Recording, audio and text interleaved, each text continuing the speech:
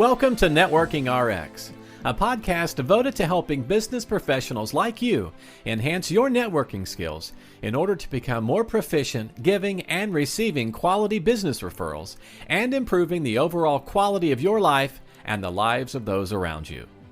The Networking RX podcast is a production of AmSpirit Business Connections, an organization whose mission is to empower business success through networking. Welcome back to the Networking RX podcast. I'm your host, Frank Gagan, founder and president of AmSpirit Business Connections. Today we have another guest on. As our listeners know, from time to time, it's just me talking about professional relationships and business networking, bringing in the science, insight, psychology of those studies, professional relationships, business networking. But I do like to have guests on from time to time. And a few weeks ago, I guess it's more than a few weeks ago at this point, but someone I've had on the program, Adam Connors, actually he's been on a couple times. He reached out to me. He says, "I think I got a great guest for you." I'm like, "Okay." I'm always interested in guests, and if you're a podcaster, you know that sometimes your biggest fear is running out of material and running out of guests, and I seem to go from feast to famine. So when he said, "Hey, I've got a great person for you," I was like, "Okay, wow, this is really cool." Sure. So he told me about our guest, and our guest is Rob Lawless, and I will quickly introduce who he is.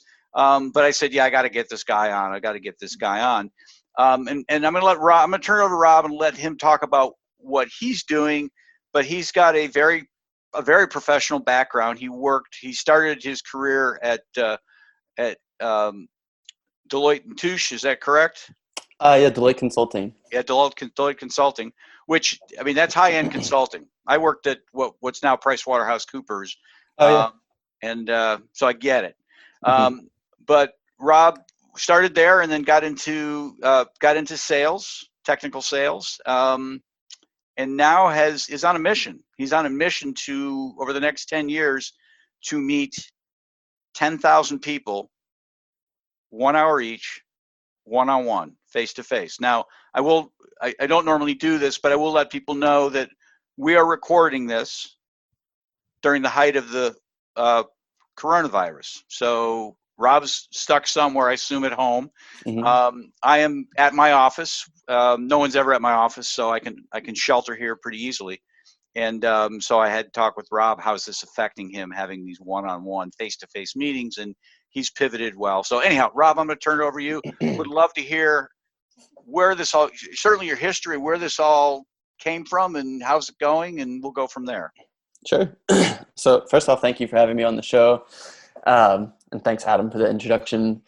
But yeah, I mean, it really traces back to my time at Penn State. I'm the youngest of three, and so both my older siblings went there. And when I got there, my sister kind of like guided me on what to get involved with. So I hit the ground running, and I've always been a people person. So part of the big draw for me to attend Penn State was the fact that it had 40,000 students. And I got involved early and often. I was part of the Penn State Dance Marathon, which is a big philanthropy effort. I joined a fraternity during spring semester freshman year. I was a tour guide and campus ambassador. I was a homecoming captain, and I also did Habitat for Humanity trips. So my network on campus grew very organically and very quickly to be very large. And that was an environment that I really enjoyed being in, because if I was walking on my way to class, I was running into someone that I knew. Or if I was out at the bars, I'd always see people other than the people I went with. And when I graduated with my degree in finance and I went into consulting for Deloitte, kind of that sense of community was taken away a bit, because I traveled a lot for work. I'm sure you're familiar with your time at PwC. Like, I did 2 months in Jersey City. I did 4 months in Kentucky, 3 months in New York City, and then a couple months here and there in Philly, where I'm originally from. And yeah, it was just different. I missed that sense of community, and I had minored in entrepreneurship. So I always had this mindset that I could create my own path in life. And I just thought it took a lot of upfront creativity and effort. And so I graduated 2013. Deloitte was with them for a year and 3 months. And then I switched to the tech startup, and that was in the actual city of Philadelphia. So I moved from my parents' house in the suburbs into the actual city. And once I got there, I had this idea in my mind for like a year and a half, but Philadelphia to me felt like a new campus. It felt like a bigger version of Penn State. And I thought, okay, if I wrap up like a concept to meet 10,000 people one-on-one for 1 hour each, then I'm satisfying the fact that I'm getting to know the people around me. I'll know my community once again.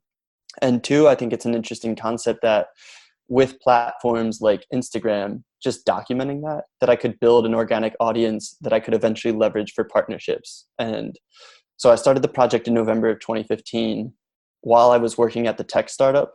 And then 8 months later, they were bought out. That was July of 2016. I was laid off as part of that buyout. And then I decided to take this full time. And I can stop there, but I've been meeting people full time ever since. And I'm coming up on 3,300 people met since starting the project. And 3,200, like all but about 10 of them so far were in person one-on-one and then gone virtual due to the coronavirus. Okay. Now I'm an entrepreneur. It's neither here nor there, but the question I always get about my business is, okay, how do you monetize this? I mean, is everyone picking up the bill for your meals so you don't need to eat? And Right. So yeah, it's funny because a lot of times I have learned going into this survival mode where people are starting to like panic and buy stuff and they're trying to stretch their resources and they're staying home and they can't go out like they used to. For me, I'm like, oh, I've been training the last 5 years for this. This is normal for me. And so it grew to a point where first off, I had savings from my time in consulting and my time in tech sales. I've always been a thrifty person and I've always felt like I was going to take a leap in my life. So I had savings and the mindset was kind of, okay, I'll survive off of my savings until I have a large enough audience where I can start to seek out partnerships. And very small, like in March of 2017, I partnered with a pharmacy in Philadelphia called Fishtown Pharmacy. And the owner, Chris, and I were having a beer at a bar in Philly, meeting for my project.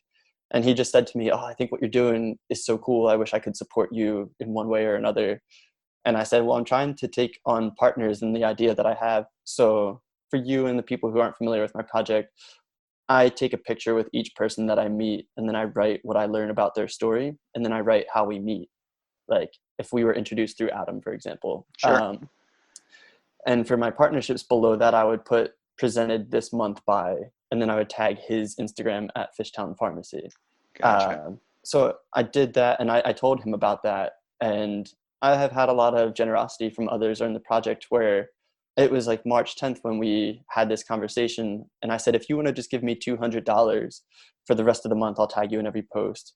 And he said, let's do 300 and we'll call it a deal. And so that then led to another company seeing that I was tagging Fishtown Pharmacy, and they reached out to me and said, hey, what's the deal with your partnership? And so then I told them, and I was like, I'm trying to get to this rate.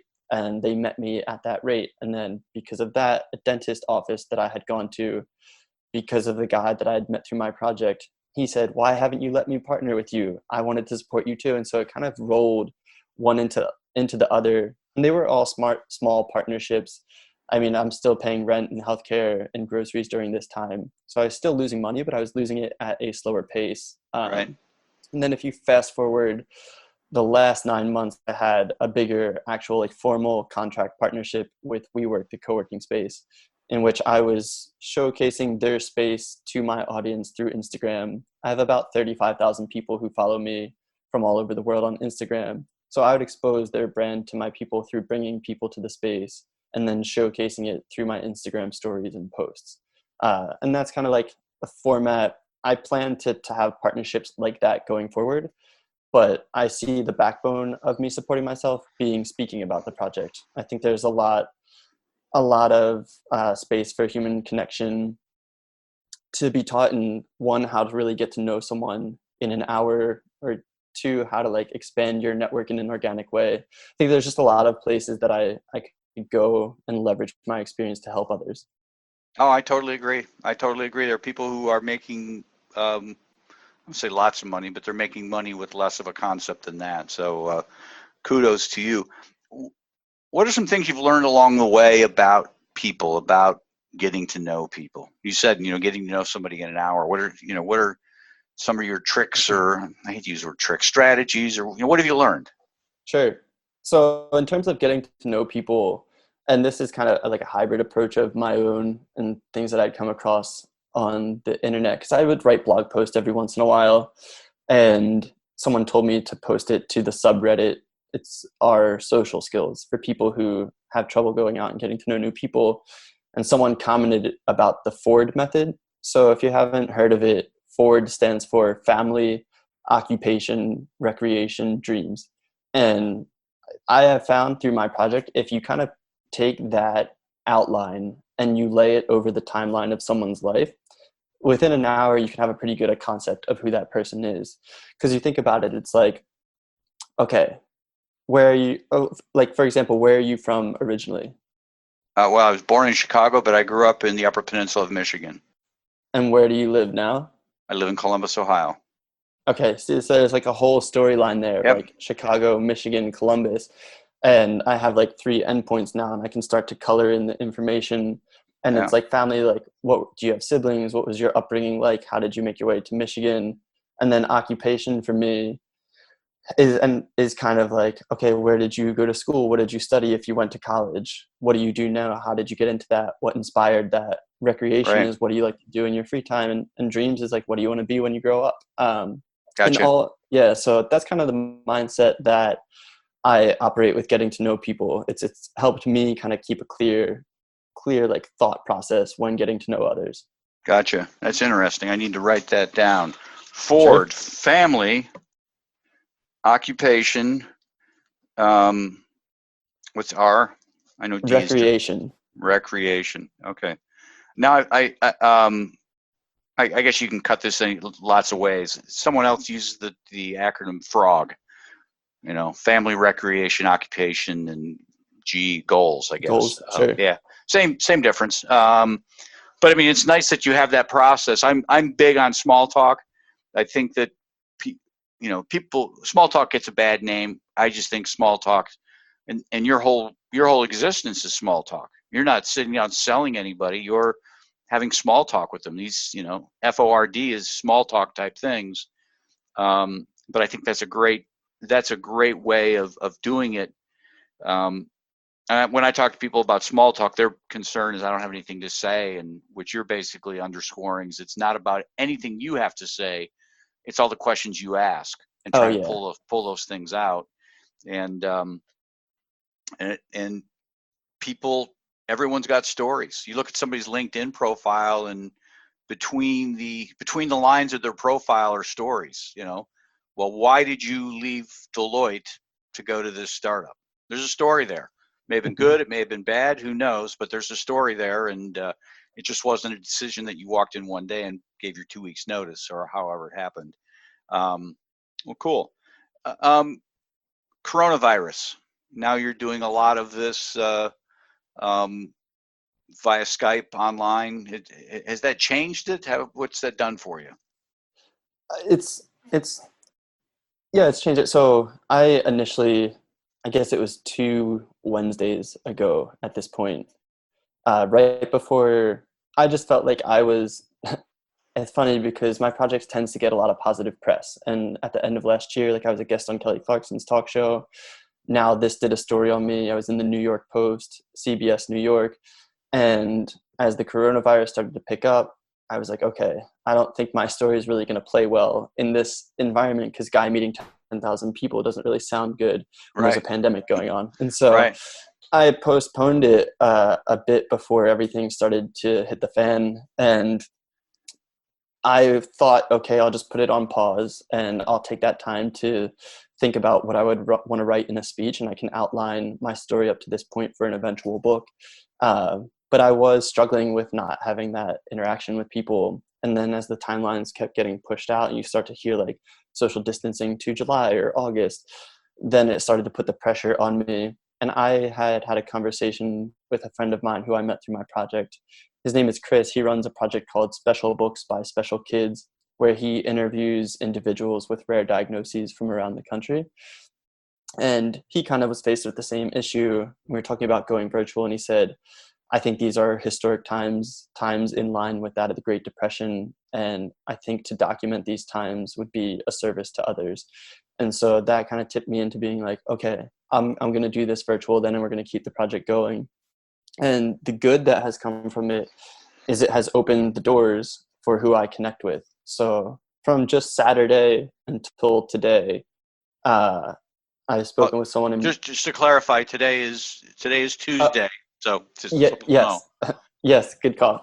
Within the last like 4 or 5 days, I have spoken to someone in Bangalore, someone in Iran, where else? I just got off the phone with someone from Chile, Tennessee. It's like all these different places, and someone from Ecuador. So the borders have kind of come down, and I've been able to chat with people who, my goal was always to be able to start traveling and get to them and meet them in person. But realistically, I don't know if I ever would have met these people. And so it's exposed me to other people, and I'm learning new things. Like, I didn't realize that there were protests going on in Chile, like pretty violent protests. And the girl I just spoke with is 18 years old and was telling me about them and how she has friends who've lost their eyes in these protests. And so you pick that stuff up, and I get that in my in-person meetings too, but on a more local extent. But yeah, so it's brought the borders down, and it also, or the barriers down rather, and it's just exposing me to what it's like to connect with people in person. I personally still do miss the fact that I can't be there to give you a handshake or to give someone a hug, and we don't have the ambiance of the cafe playing music for us, or like a third party interjecting themselves into our conversation that turns into a story. Those are the things that I think color in-person conversations. But like we were saying, it's not that far off to connect virtually. And I think that it's certainly an awesome alternative for me at this time. How do you find people? How do they find you, I guess? So a lot of it is word of mouth. So keeping track of it on Instagram. I just have built up an audience from me meeting with someone, and someone thinks it's an interesting concept, and so they tell their friends, and then I'll get messages from them.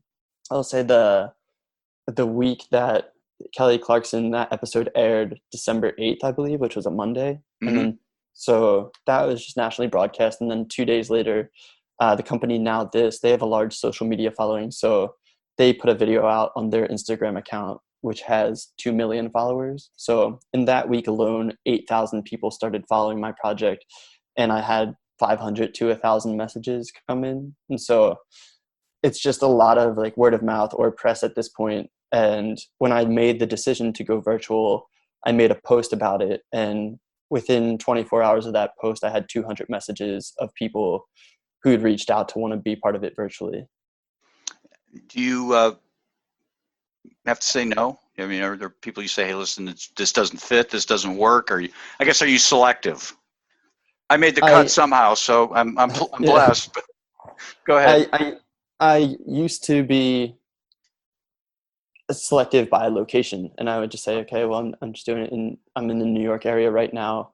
And even sometimes people would be like 20 minutes away in New Jersey, but I don't have a car, and so I couldn't get to them. And so I'm selective by what makes the most sense logistically. Now that's something that I am trying to figure out. Is I have all these messages, and my priority is to try to add a lot of diversity to my project, both by like race, religion, background, and make it international, or places in the States that I wouldn't get to. So now I'm just being selective by not meeting with New York people or New Jersey people, because I tell them once this social distancing thing lifts, I am going to need a base of people to get back to meeting in person. And so I want to make sure I have people to connect with locally. I don't want to run through all of them when I know I can connect with them in person. But no, there's no other qualifying factor than that, other than the fact that I don't know that person to begin with. Because for me, the whole basis of the project is just to get to know new people without any agenda. And if I already know someone, it doesn't really make sense for me to connect with them. I think sometimes people, like the people who follow my project, follow it because they're interested in reading other people's stories. But for me, the heart of it is more of making that connection. And the stories I share are a byproduct of the time we spend together. Gotcha. People are listening. how can they help you? I mean, obviously there'll be some who want to, get on your list, air quotes there. But beyond that, I mean, just people sharing the story, being a follower of your Instagram, those things that help you, or being a sponsor? Yeah, all, that's all of the definitely. above. Yeah. All of the above? Yeah, the way it works is kind of, for me, having people follow along on the Instagram if they're interested. Like Right. I'm not one of those people who wants to push my stuff and people who don't find value in it. But yeah, if they're interested, following along with the project helps a lot, because that's what the brands tend to look at. If they are a brand and they have similar values of connecting with people and not having agendas and trying to combat the loneliness epidemic, then that's someone that I would align with, and I would love to work with them. And beyond that, it's once conferences are able to start occurring again, potentially having speaking opportunities with people who think that I might be able to share my message with their audience. And I was listening to this guy, Eric Edmeades, I think his name is. Okay. Don't know him. Just a YouTube speech on like how to master the art of public speaking. And he was giving tips, and he said something like, you want to have this speech that appeals to the highest percentage of the audience, or something like that. And I've always thought that with my story would be great to open up conferences, because what is it? It's a weekend of trying to get to know people and make sure you come away with more than just the knowledge from the speeches, but new connections. So that's what I plan to do someday, and anyone who can help in that direction is good for me as well. All right, here's the big question. How do they get a hold of you? What's the best way to get a hold of you? To meet for the project, to direct message me through Instagram. My account is at Rob's 10K Friends, so it's ROBS10K Friends. Okay. And then if they're interested in like speaking or partnerships, email is best, and that's robs10kfriends@gmail.com. Okay, great. I appreciate you having you on. Yeah, thank you. Thank you for taking the time to chat. It's been a pleasure. Thanks for joining us on the Networking RX podcast. Please put what you've learned into action today, and let us know if you have questions, comments, or ideas for future topics. You can email them to us at podcast@amspirit.com. That's AMSPIRIT.com. Finally, so you never miss an episode, be sure to subscribe to the Networking RX podcast through iTunes, Overcast, or however you receive your podcasts. Now get out and network with someone. The Networking RX podcast is the copyright production of AmSpirit Business Connection. All rights reserved.